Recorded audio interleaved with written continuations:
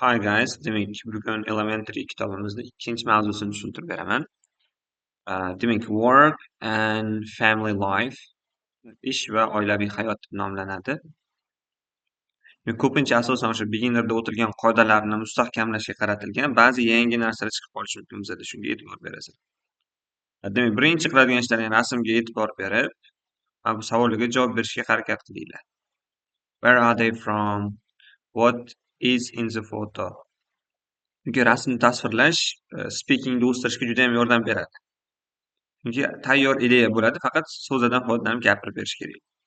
Keyin present simple zamonni yengilgina takrorlab chiqasizlar. Ma'lumotlar ko'p. Demak, present simple bu bizning doimiy ishlatiladigan zamonimizda. Formulasi qanaqa edi? Formulasini bir eslab ketaylik unda. Qisqacha bitta formulasini yozib ketaman. Kimdadir agar muammo bo'lsa, demak beginnerda o'qish kerak agar present simple bilan muammosi bo'lsa. Bizda birinchi subject keladi, verb keladi, fe'lga s, es qo'shishimiz mumkin, keyin object kelishi kerak.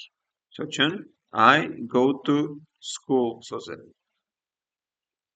Agar he she it bo'lsa, she goes to school bo'ladi.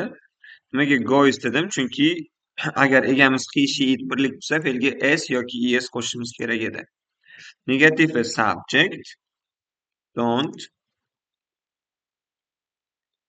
doesn't, verb bir object shaklida keladi. Verb bir degani fe'lga hech narsa qo'shmaysizlar degani. Misol uchun men maktabga bormayman. I don't go to school bo'ladi. U maktabga bormaydi desam, she doesn't go to school. Ana men bu tarafda nimaga goes qo'ymadim she bo'lsa ham, chunki men doesn't ichida s bor. Verb bir deb yozganman shuning uchun. Savol shakli bizda question word, ya'ni savol so'z kelishi ham, kelmasligi ham mumkin. Keyin bizda do yoki does yordamga keladi. Keyin subjectimiz, keyin verb bir va keyin object ishlatiladi. Demak, sen maktabga borasanmi? Do you go to school? U maktabga boradimi? Does she go to school? U qayerga boradi? Qayer? Where does she go? Buni takrorlash uchun qildim. Present simple ni qachon ishlatamiz? Bu doim qilinadigan, takrorlanadigan ishlarga nisbatan ishlatiladi. O'qituvchi bo'lib ishlashim, dars berishim, nimalarnidir yoqtirishim, yoqtirmasligim, mana shu narsalar present simple zamoniga kiradi. Demak, starter qismi juda ham foydali. Oila a'zolaringni nima ish qilishini aytib ketasizlar. Masalan, my father is a doctor, my mother is a teacher, my brother deb har bitta oila a'zosini ismini aytib ketish kerak. Tubini ishlatilishiga e'tibor beringlar. Keyin bizada tekstlar bor. Tekstlarni o'qib tarjima qilamiz. Bizda James Stewart bilan Maggie Howell'ni tasvirlab bergan ularning hayotini, doimiy hayot haqida ma'lumot berilgan ular haqida. Bularni yaxshilab o'qiysizlar.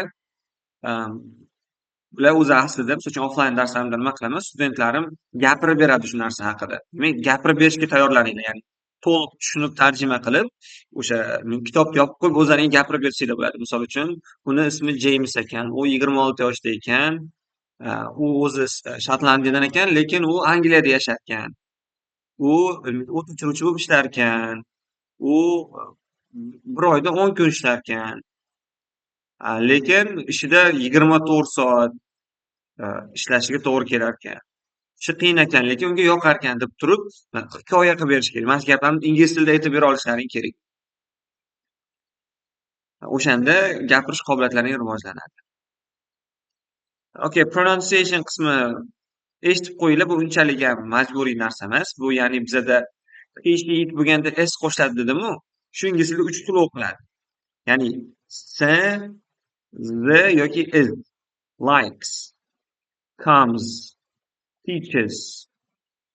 Shunaqa shaklda o'qiladi. Endi hozircha qaysi so'zlar bilan shunaqa o'qilishi kerakligini eshitib yodlab ketsanglar bo'laveradi. Yuqoriroq daraja bo'lsanglar, alohida qoidasi bor, uni ham o'rganib olamiz xudo xohlasa. Keyin 4-mashqimizda nima qilamiz? 4-mashqda shu Maggie bilan James bo'yicha savol bergan bizga mana. Savol emas, gaplarni berib, bo'sh joy qoldirib qo'yibdi. Shu bo'sh joylarga kerakli so'zlarni qo'yib chiqasizlar. Nima bo'lishi mumkin kerakli so'z? Kerakli so'z am, is, are, to be ham bo'lishi mumkin yoki fe'l ham kelishi mumkin bizada.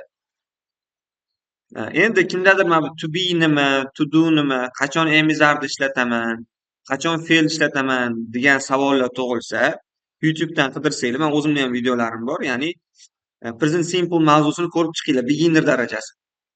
Bo'ldi, o'shani ko'rib chiqsanglar tushunib olasizlar. 5-mashqimiz. Which of the words in the box are about James, which are about Maggie? Bizda ma'lumotlar berilgan. O'sha ma'lumotni tepadan kim haqida gap ketganligini aniqlaysiz. James haqidami yoki Maggie haqidami? Kim 26 yoshda? James uchun J qo'ygan. Kim director bo'lib ishlaydi? Maggie. Kim o't o'chiruvchi bo'lib ishlaydi? Shunaqa qilib turib, James bo'lsa J, Maggie haqida ma'lumot bo'lsa M qo'yib chiqasizlar. All right. What does he do? U nima bilan shug'ullanadi degan. Biz savol va negativda mashq qilishlaring kerak. Asosan eshitib chiqishimiz kerak. Birinchi eshitib chiqinglar nima haqida gapirganligini. Keyin gapirib bo'lgandan keyin bu savollarga javob berib chiqasizlar. Bo'sh joylarga narsa qo'yib javob berishlaring kerak bo'ladi. Mana what does James do? James nima qiladi? Uni kasbi nima? He is a fireman. Misol uchun yozasizlar yoki does he live in England? U Angliyada yashaydimi? Yes, he does. Qisqa savol javob bor bizda. Yes shakli kelishi kerak. Grammar qismini ham ko'raverasizlar, qiyin emas. U Angliyada yashaydi, lekin Shotlandiyada yashamaydi. Keyin o'qilishini ham ozroq tushuntirib ketgan. Qaranglar, does deb o'qilmaydi. Does deb o'qiladi. Yoki doesn't deb o'qiladi. Shunga e'tibor berasizlar. Ikkinchi mashq to'ldirasizlar. Do, does yoki doesn't so'zlardan foydalanib gap to'ldirishimiz kerak bo'ladi. Okay, keyingi qismimiz ham yana o'sha odamlar haqida ketadi. Natalia Portman and Gareth Bale haqida bizada ma'lumotlar berilgan. Rasmlarga qarab, men bo'sh joylarni to'ldirib chiqishga harakat qilinglar. Bizada listening ham bo'lish kerak, adashmasam. Listeningni eshitib qilsanglar ham bo'laveradi. Listeningni qanaqa topish kerakligini birinchi videoda aytganman. YouTube'ga yozasizlar Headway Elementary 5-edition deb yozsanglar, Unit 2 deb yozsanglar, Unit 2 ni hamma audiolarini chiqarib beradi. Audioni eshitib yoziladi. Demak, mana bu bo'sh joylarga mana bu so'zlardan qo'yib chiqishlaring kerak. Uchun home now, hozir yashaydigan uyi US deb qo'yibdi. Menimcha Los Angeles bo'ladi, chunki US ning Los Angeles shahri bo'lishi mumkin. Keyin language gapiradigan tillari ingliz tili, Hebrew degani bu yahudiy tili va yana qanaqadir tilni topishlaring kerak bu yerda, juda ham oson. 3-mashqda savollarga javob berish kerak. Bu majburiy emas, buni sherik bilan qilish kerak o'zi aslida, lekin sheriksiz ham daftarga yozib chiqsanglar bo'ladi. Mana bu savollarni to'g'rilab tuzib olasizlar-da, keyin javob berasizlar. 4-mashqimiz bu bizada eshitib tushunish mashqi. Bizada 8 ta noto'g'ri gap berilgan. Natalia bilan Gareth haqida noto'g'ri ma'lumotlar berilgan, ya'ni noto'g'ri degani shuni teskarisini bergan yoki negativ qilib berib qo'ygan, o'sha gaplarni eshitib to'g'rilab chiqishlaring kerak. Videomiz bor, videoni ko'rishni maslahat beraman. YouTube'dan qidirib topsanglar bo'ladi. Gruppaga ham tashlab qo'yishim mumkin, o'ylab ko'raman. 5-inchisi men so'zlarni ochib chiqasizlar qarsdan. Ya'ni he, she, it bo'lgani uchun ses qo'shishimiz kerak. Albatta tarjima qilish esdan chiqmasin. Gaplarni tarjima qilish kerak. Ya'ni tarjima degani daftarga bitta tarjima emas, o'zlaring tushundinglarmi yo'qmi nima degani? O'sha narsa uchun tarjima qilib olish kerak. 6 mashq bu gapni qilib bo'lgandan keyin 5 mashqda endi 6ga moslashtirib chiqamiz. Tepadagi gaplarimiz pastdagi qaysi savollarni javobi. Tepadagi gap pastdagi qaysi savolga javob bo'la oladi, o'shanga moslashtirasizlar. 8-mashq. Eshitasizlar, ular nima haqida gapirganligini yozib chiqasizlar. Ish haqidami, hobbimi, tillar haqidami, universitet haqidami o'shani. 9-mashqda audioni eshitib, ichidagi o'sha tepadagi audioni yana bir marta eshitib, fe'llarini terib chiqasizlar. Qanaqa fe'llarni ishlatdi ular? Bormoq, gapirmoq, uxlamoq o'shalarni terib chiqishlaring kerak. 10-mashq bu speaking mashqi. Speakingni o'rniga sizlar writing qilsanglar bo'ladi. Ya'ni o'zlaringni bitta do'stlaring yoki qarindoshlaring, relative degani qarindoshni yozib, u haqida to'liq ma'lumot berib ketish kerak. Xuddi tepada berilgandek. Misol uchun mana Natalya haqida ma'lumot berilgan, uni kasbi, qayerdanligi, qaysi tillarda gapirishi, oilasi, bo'sh vaqtida nima qilishi, sen ham xuddi shunaqa qilib turib, birorta do'stlaring yoki oila a'zolaringni yozib chiqsanglar bo'ladi.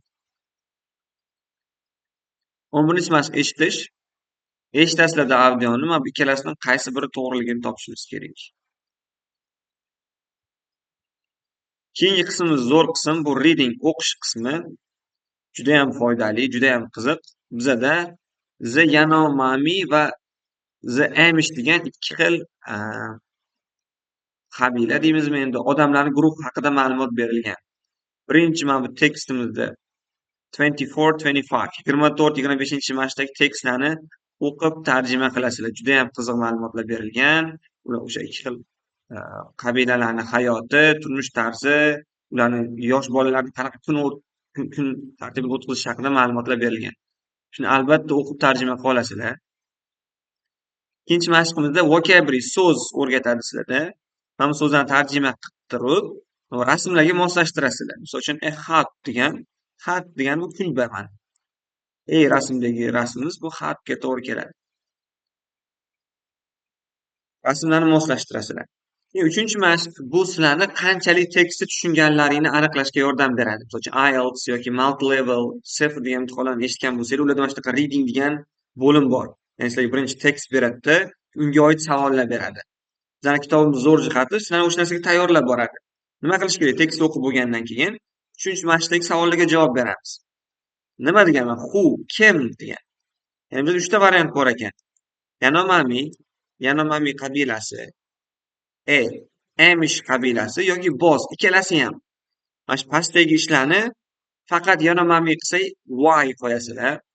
Faqat Amishlar qilsa A qo'yasizlar. Lekin ikkita qabila ham qilsa B, bosib turib yozib chiqishlaring kerak. 4-mashq savollarga javob berasizlar. Bizada 4 ta bola o'zini kun tartibini gapirib bergan. Ikkita qiz, ikkita o'g'il bola.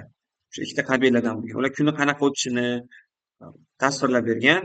Uni o'qib chiqqandan keyin mana bu savollarga javob berasizlar tekstga asoslanib. 5-mashq bizda noto'g'ri ma'lumotlar berilgan. Noto'g'ri ma'lumotni negativ qilib, to'g'ri ma'lumotni yozishlaring kerak. Misol uchun Goyamar goes to bed late. Goyamar uxlashga kech yotadi degan, lekin tekst unaqa demagan. U quyosh botishi bilan yotadi degan. Shuning uchun sizlar mana yo'q, u uxlashga kech yotmaydi. U quyosh botishi bilan uxlashga yotadi deb yozishlaring kerak. Lekin she wears beautiful clothes. U chiroyli kiyimlar kiyadi degan. Tekst o'qiysizlarda, yo'q, u chiroyli kiyimlar kiymaydi, u mana bunaqa kiyimlar kiyadi deb turib gapirib berishlaring kerak. Tekst mana bu ikkita qismi qarang, 24 bilan 25 bitta. Shunga e'tibor berasizlar. 6-mashqimiz bu opposite, teskari so'zlar. Mana early erta bo'lsa, late kech degan. Xuddi shunaqa bir-biriga teskari so'zlarni moslashtirib chiqasizlar. 7-mashqimiz bu speaking mashqi. Bu shart emas sizlarga. Agar qilmoqchi bo'lsanglar, shu bolalarning hayotini gapirib beringlar qaytadan. O'zlaringiz. Misol uchun Goyamar kuni qanaqa edi, Toyinni kuni qanaqa edi, Tomas Kristinaning kuni qanaqa edi, o'zlaringiz o'sha narsani gapirib berasizlar. Eslaringizda qolgan ma'lumot. Oxirgisi bu family life. Endi siz o'zlaringiz hayotlaringni xuddi shular tasvirlagandek tasvirlab berasizlar. Misol uchun ko'pincha bu yoshlar haqida, lekin kattalar ham ishlatsa bo'laveradi. Ya'ni misol uchun o'zbek millatida yashaysizlar. Sizlarni oddiy kun tartiblaring qanaqa bo'ladi? Ertalab nima narsa bilan shug'ullanasizlar ko'pincha? Obedda qanaqa narsa bilan shug'ullanasizlar? Kechqurun qanaqa narsa bilan shug'ullanasizlar? Shuni tasvirlaysizlar. Keyingi qismimiz jobs, kasblar haqida. Birinchi mashqdagi kasblarni tarjima qilib, rasmlarga moslashtirasizlar. Ikkinchi mashqda tarafni tarjima qilib chiqsanglar, o'sha qilinadigan ishlar berilgan. Shu ishni kim qilishiga qarab turib, kasbni yozamiz mana bu joylarga.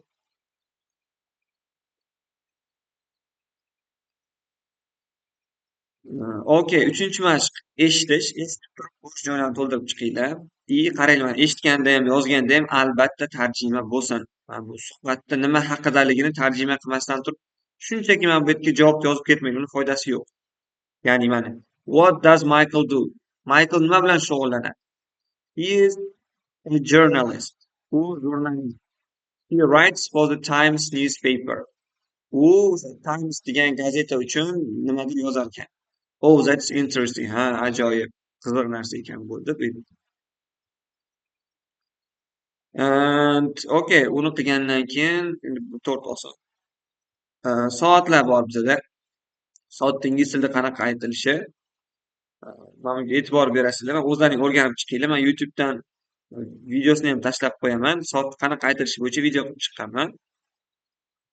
O'sha videoni ko'rib turib, soatni aytilishini ko'rib olasizlar. Biz beginnerda o'tgandik, shunchaki soat bilan minut qo'yib qo'yardik. Misol uchun 5:30 bo'lsa 5:30 derdik. Endi ingliz tilida boshqacharoq, qiyinroq shakli ham bor. Bu past bilan to degan so'zdan foydalanish. Uni videosini ham tashlayman. O'sha videoni ko'rib, mana bu mashqni chiqasizlar. Birinchi mashqda 2, 3, 4, 5, 6 mashq hamma mashqlarni chiqasizlar. O'shanga asoslangan holda. Mana bu eshitib yozish kerak. Bunisi yozish kerak hozircha istasa. Shunchaki eshitish kerak. Buni chizish kerak soat qaysiga to'g'ri kelishini. 6-mashqda eshitib yozar ekanmiz. Keyin bizda yangi pronounlar, object pronounlar degan mavzu ham bor. Bu mavzuni ham alohida videosi bor. O'sha videoni jo'nataman. Mana bu yerda object pronounlar bergan. Hozir qisqacha aytaman. Object pronounlar bu o'zbek tilidagi uni, unga degan so'zlarimiz. Uni, unga. Mana me degani meni, menga. You, seni, senga. Him, uni, unga. Her, uni, unga. Siz bo'lgan nisbatan. It, uni, unga, narsaga nisbatan. Us degani bizni, bizga. Them, ularni, ularga.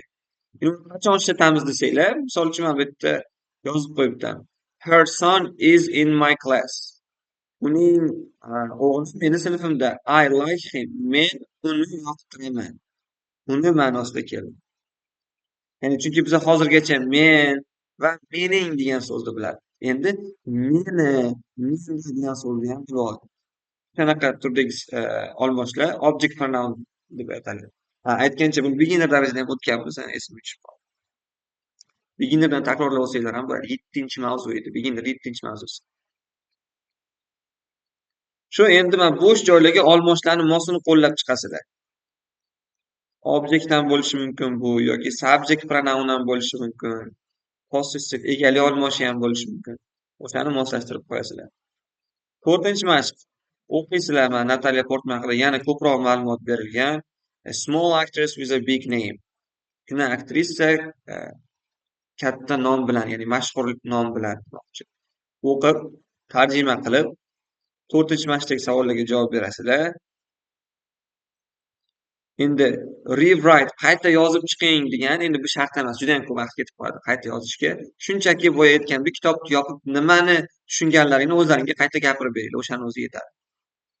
That's all guys. Mana shu bilan sizlar unit 2 mavzuni tugatasizlar.